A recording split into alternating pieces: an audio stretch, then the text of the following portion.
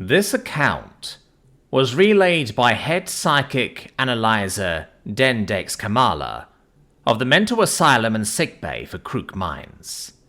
Mask. The interviewer, at this point, starts the audio recorder. Hello, Mr. Grawkens. I am Dendex. I have come to take an account of your incident with the Terran. Well, you see, at the time I was working as a therapist, and I was rather good at it due to my racist psychic abilities. I would ask the patient consent to take a look, and I would be able to see what troubled them. I worked about 3 years as a therapist, helping hundreds of patients. The illnesses varied, and after a while I practically knew the solutions off by heart. But then, there was the Terran.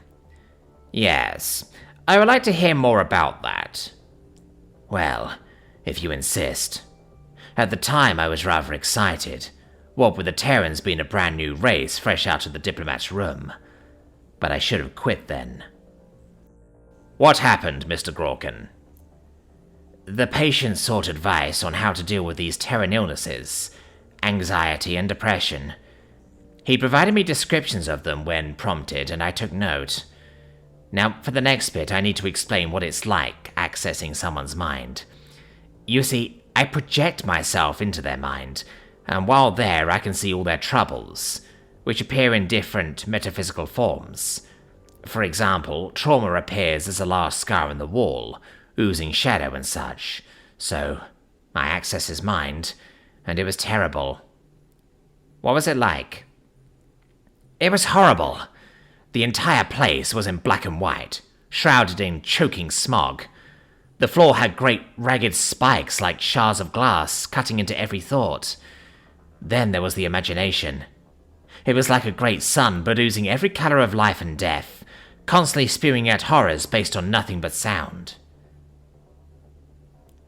Upon this, the nurse came in and helped the man calm down. Phew.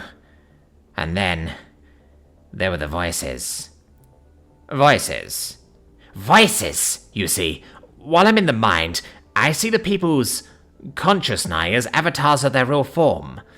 But while I was in that Terran's head, there were these beings, like warped versions of the original, looming in on them as they sat, and they ignored them. Everything they thought was criticized and regretted, and they acted like it was nothing. Please, I beg of you, don't let anyone else make the mistake I made. Do not let them enter the Terran mind. End of recording.